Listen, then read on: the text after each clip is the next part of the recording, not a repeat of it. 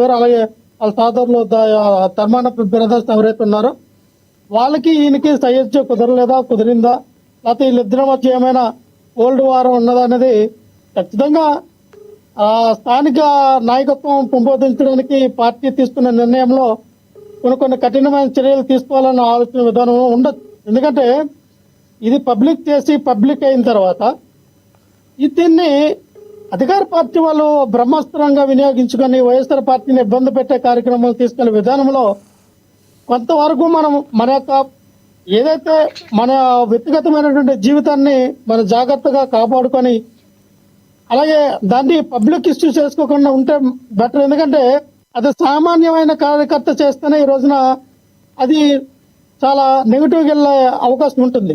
అటువంటిది ఒక ప్రజాప్రతినిధి, ఒక ఎమ్మెల్సీగా ఉన్నారు శాసనమండలిలో, ఒక పెద్దల సభలో గౌరవమైనటువంటి పొజిషన్లో ఉన్నటువంటి దువ్వాడ శ్రీనివాసరావు గారు కొంచెం జాగ్రత్తగా ఆయన ఫ్యామిలీ గొడవలు కానీ ఆయనకున్నటువంటి వ్యక్తిగత జీవితాన్ని హ్యాండిల్ చేసుకుంటే బాగుండేదని నా యొక్క అభిప్రాయం అండి.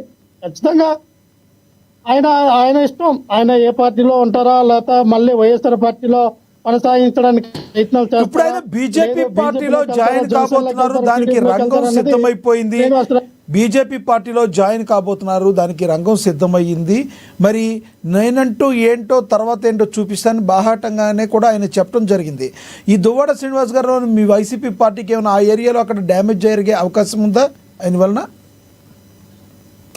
ఇప్పుడు ఆయన ఏ పార్టీలోకి వెళ్ళలేదు. మేబీ ఆయన జనసేన, టీడీపీ, బీజేపీలోకి వెళ్ళి ఈ సవాళ్ళు చేశారు అనుకోండి, ఖచ్చితంగా మా పార్టీకి వీళ్ళు ఎంతవరకు ఓటింగ్ శాతం తగ్గించాలనో లేదా వాళ్ళు చేసిన ప్రయత్నంలో పార్టీ యొక్క బలాన్ని తగ్గించే ప్రయత్నాలు ఏదైనా చేస్తే దానికి తగ్గట్టుగా మీ చర్యలు తీసుకోవడానికి రెడీగా ఉన్నాం.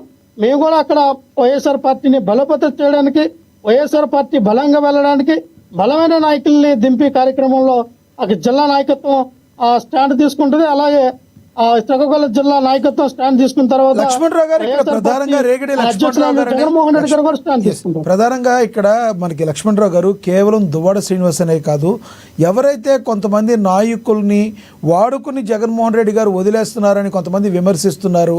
దువ్వాడ శ్రీనివాస్ విషయంలో ఆయన వ్యక్తిగతంగా ఆయన వెళ్ళారని మీరు అంటున్నారు, కానీ రేపు రానున్న రోజుల్లో కొంతమంది నాయకుల పరిస్థితి కూడా ఈ విధంగా ఉండబోతుందని చెప్పే వారికి మీరు ఏం చెప్తారు? సార్, జగన్మోహన్ రెడ్డి గారు వాడుకొని వదిలేయడం అనేది తప్పు సార్. జగన్మోహన్ రెడ్డి గారు ఎవరిని కూడా వాడుకొని వదిలేలా. జగన్మోహన్ రెడ్డి గారిని వాడుకొని వదిలేసిన నాయకులు చాలా మంది ఉన్నారు. జగన్మోహన్ రెడ్డి గారు ఏ నాయకుడిని వాడుకొని ఈ పార్టీ నుంచి వెళ్ళిపోండి అని చెప్పిన దాఖలాలు ఎక్కడా లేవు. కానీ జగన్మోహన్ రెడ్డి గారు మా వెనకతలు ఉన్నారు. నేను ఎంత చెప్పితే అంత జగన్మోహన్ రెడ్డి గారి ద్వారా నా మంచి పేరు ఉంది.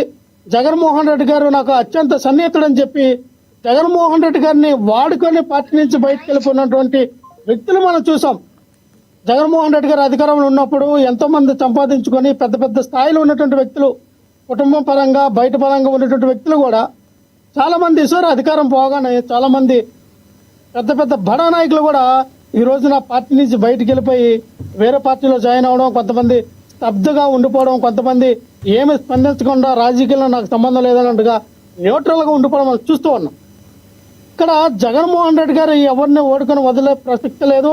ఆయనకి ఎవరికైనా ఒక్కసారి జగన్మోహన్ రెడ్డి గారు అలాంటి వ్యక్తిని మనం ఆ వ్యక్తిని పైకి తీసుకురావాలనుకుంటే ఎగ్జాంపుల్ మనం చూసాం. నందిగం సురేష్ గారు ఆయన ఏ స్థాయి నుంచి ఈ రోజున ఎంపీ చేశారో, అలాగే ఒక ట్రక్ డ్రైవర్కి ఇచ్చినటువంటి ఎమ్మెల్యే టికెట్ కానీ ఒక ఎంపీ వైసీపీకి దువ్వాడ శ్రీనివాస్ గారు మళ్ళీ వస్తే అసలు వైసీపీ తీసుకుంటుందా? ఎందుకంటే తీసుకునే ప్రకారం ఉంటే అసలు సస్పెండ్ చేసే అవకాశమే ఉండదు. వైసీపీకి డ్యామేజ్ ఏమైనా జరిగిందని మీరు భావిస్తున్నారా దువ్వాడ శ్రీనివాస్ వలన? డెఫినెట్ గా డ్యామేజ్ అయితే జరిగింది, జరగలేదని మనం చెప్పడానికి లేదు. కానీ దీన్ని ప్రధాన అస్త్రంగా క్రెడిబిలిటీ ఉందంటారా?